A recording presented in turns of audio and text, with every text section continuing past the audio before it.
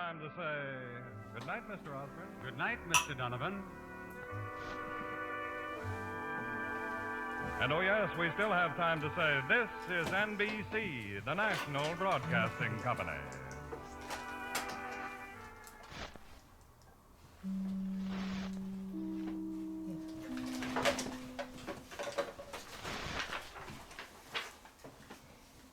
Captain Midnight! Brought to you every day, Monday through Friday at this time by the Skelly Oil Company. Skelly Jobbers and Dealers.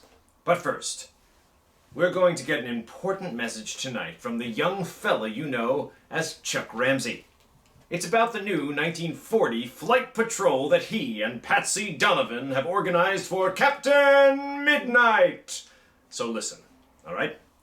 Are you ready, Chuck? Come on through. Hello, fellas and girls. The radio in this outlaw plane may not be so good, but I'll try it anyway. So listen awfully close. Things are getting mighty exciting here, and I know we're going to need your help before long. So if you haven't already joined our 1940 Flight Patrol, be sure to do it right away, won't ya? Patsy and I both are sure gonna appreciate it. And listen, when you get that spinning propeller medal, try to figure out what that secret password means. I can't tell you why now, but that secret password's gonna be mighty important. Well, that'll have to be all for now. Goodbye. Hey, did you hear what Chuck Ramsey said about that spinning propeller medal? Well, he's talking about that marvelous bronze medal of membership, of course. The medal that you get free when you join the new 1940 Flight Patrol. And boy, it's a beauty. It has a 3-blade spinning propeller that you can spin to settle hundreds of different questions that you may have.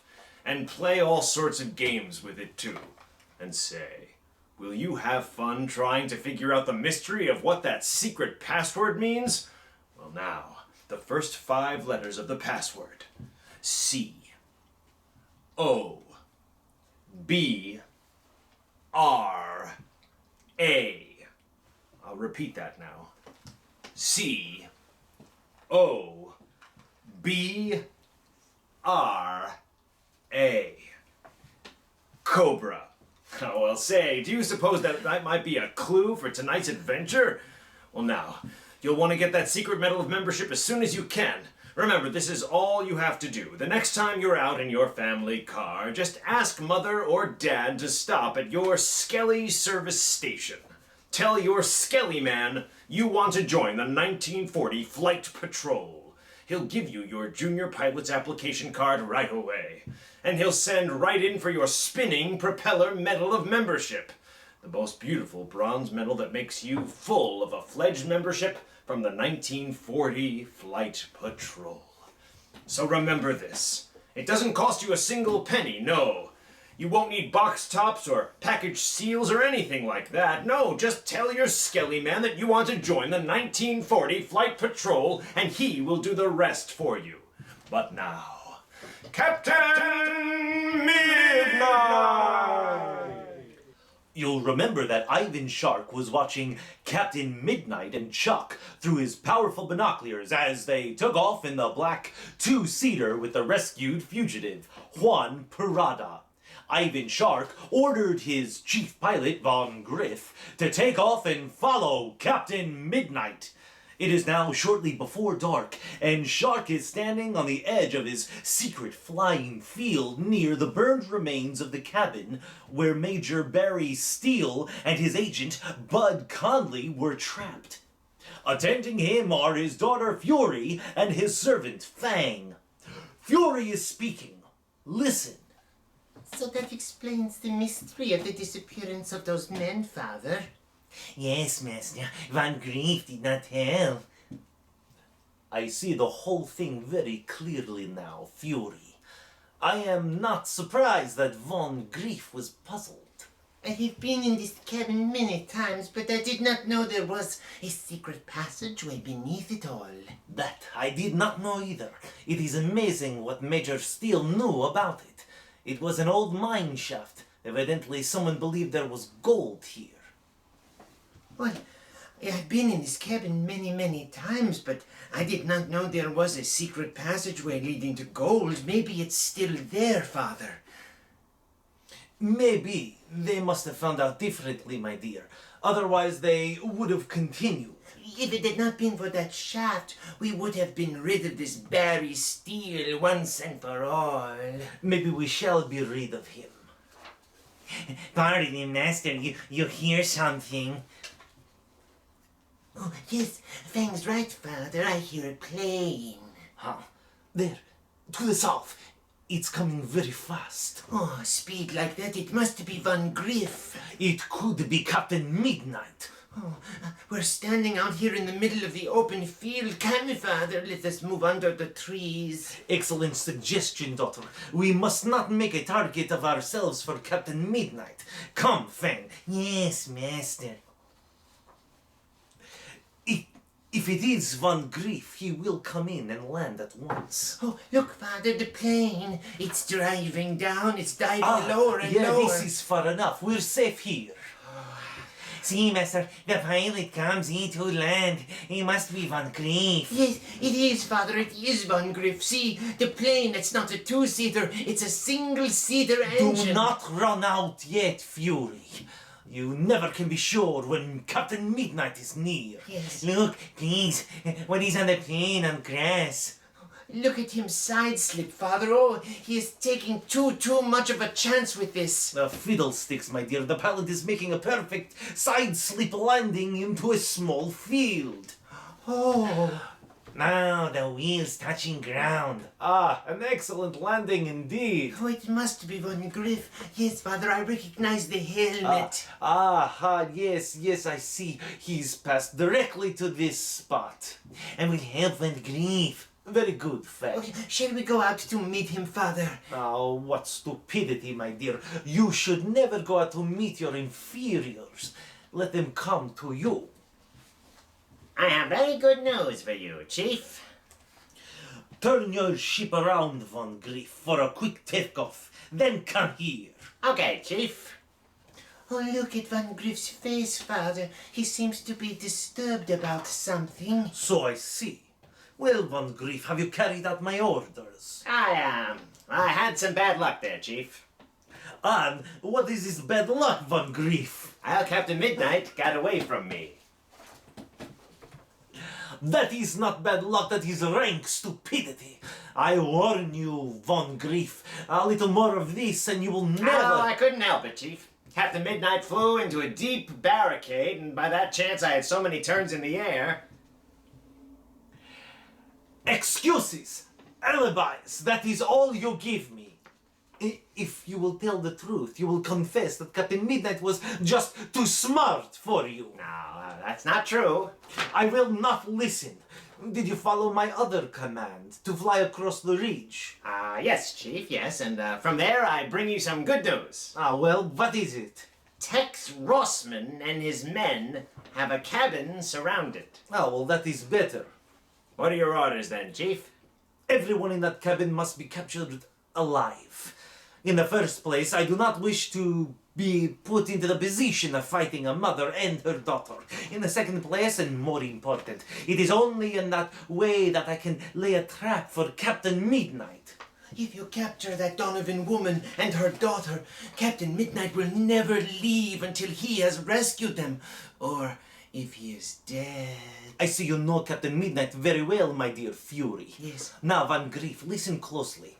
You will get 4 25-pound bombs from headquarters.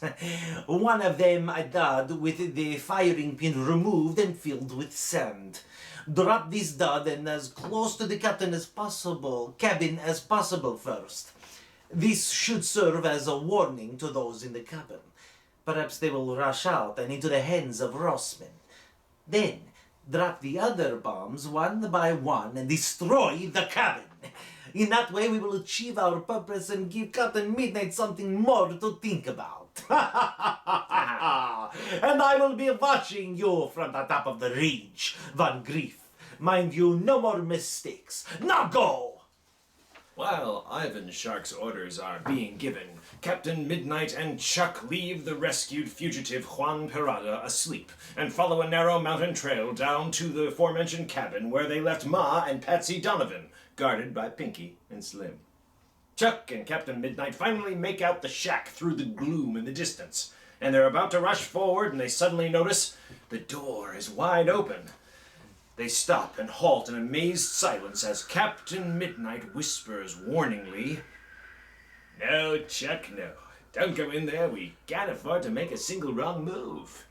Oh, oh, there it is again. Quick, Chuck, we should get back around the corner here. I wonder what. Oh, why, it's just an owl, Chuck. There's nothing to worry about there.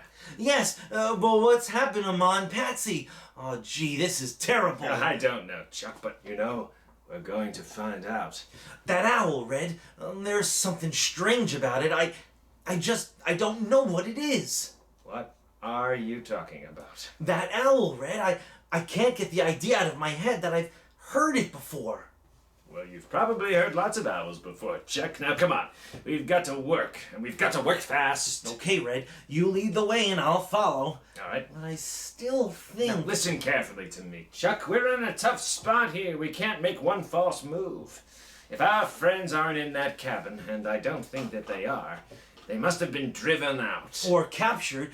Should one of us go through the door? No, Chuck, no. That would be suicide. If Ma and Patsy and Pinky and Slim have all been captured, it's a dead certainty some of Shark's men are hiding inside the darkness, waiting for us to come in. So now flatten yourself against the wall. Let's move forward. Okay, go ahead. Keep as close to me as you can. Whatever you do, watch the woods around you. I'm right with you. All right, I'm starting. Keep as quiet as you can now. Something's happened to that end of the shack. Oh, come on. We're going to creep forward a bit. Okay. Look, Chuck, look. Lead on. Look over here. Look at this. It's the end of the cabin. It's all torn apart. The end is shattered. Why, you can look right inside. What could have happened? Oh, just a second. I want to examine this ground. Can you find anything out? Grab hold of yourself, Chuck. I've got some bad news. Go ahead, Red. The whole end of the shack has been blown up, and I can tell by the looks on the ground. Gosh, Chuck, that means that Ma... Now, wait a minute, Chuck. Let's not jump to any conclusions here. Look, just follow me inside, all right? I'm right behind you. All right, this is far enough. I'm afraid we're gonna find something we don't want to find. Here, Chuck. Kneel beside me against the wall. Here. Okay. I'm gonna take a chance and light a match. As soon as I get lit, you can take a quick look around. All right, go ahead. See anything? Quick, Red, blow it out. Well, do you see anything? No, Red, I was just afraid that somebody would see the light. So there's nothing in here? Not a thing. Well, at least no one was killed in that explosion. Something worse could have happened to them. Meaning that in Shark's hands? Yeah. Yeah, I told you before, Chuck. We really shouldn't take anything for granted. What do you think could have happened here? I don't know. From the looks of things, an aerial bomb could have exploded at the end of the shack. It just doesn't seem possible. Well, that a bomb could be exploded right here without hurting someone. Come on, Chuck. We can't find anything more here. I don't know whether we can find anything out anywhere. I guess we just never should have left Ma and Patsy. It's water under the bridge, Chuck. We did the best we could at the circumstances. Now, come on. Could under the circumstances. Yes. Well, what next? Well, you can look over there at that tree just ahead of us, see? Yeah, I see It's it. got low branches, and maybe we'll be fairly safe for an observation post. Okay, go ahead. I'll be right behind you. All right. Now, here we are at the tree. From now, an examination of that shack, I really don't believe anyone was killed, Chuck. Therefore, I believe they left the cabin of their own accord. That seems logical. The next question is, were they captured after they got out? Well, that's the whole thing in a nutshell. If they were captured, the chances are they're not around here anymore.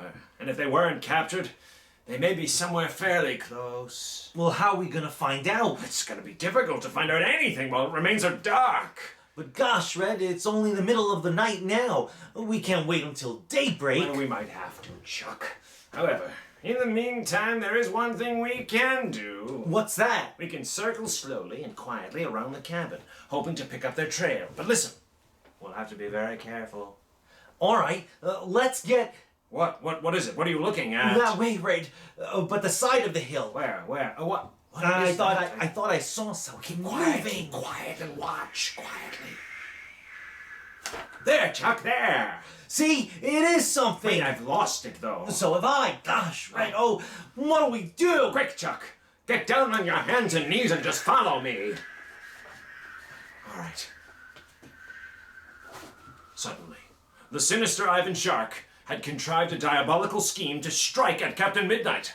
While this tense struggle between Captain Midnight and Ivan Shark continues, what about Major Barry Steele or Bud Conley? Well, they might have reached the border safely. Don't miss the next adventure when screaming terror from the skies plunges down at the lonely cabin across the ridge. Tune in tomorrow to Captain Midnight. But now, a word to every red-blooded young fellow, every girl who loves adventure. Do yourself an official junior pilot's application card for Captain Midnight's exciting new 1940 Flight Patrol. Have you ever told your skelly man to send in for your beautiful bronze-spinning propeller medallion of membership? Have you put your name on a list to receive all of the amazing free gifts and prizes that are coming for every single member? Well, if not, maybe you can stop by your Skelly service station with Mother or Dad tonight. And you could tell your Skelly man that you really want to join the 1940 Flight Patrol. And you want to get your own official medal of membership with the 3-blade spinning propellers. He'll be happy to help you join, and it won't cost you a single penny. So why not have your family car stop at your Skelly service station so that you can join up tonight? So don't forget to tune in again tomorrow, same time, same station, for further transcribed adventures of Captain Midnight! Brought to you by the Skelly Oil Company, Skelly Jobbers and Dealers. What has Captain Midnight seen dimly visible in the gloom of the night? And what has happened to Ma and Patsy and Pinky and Slim? Be sure to listen tomorrow. Until then, this is Don Gordon, your Skelly Man, saying goodbye and... Happy landings! And thank you for joining us tonight and every night here on the BBTBC. That's a good night. From me. Say Binoculars. This is the National Broadcasting Company. Binoclears. I guess that's it.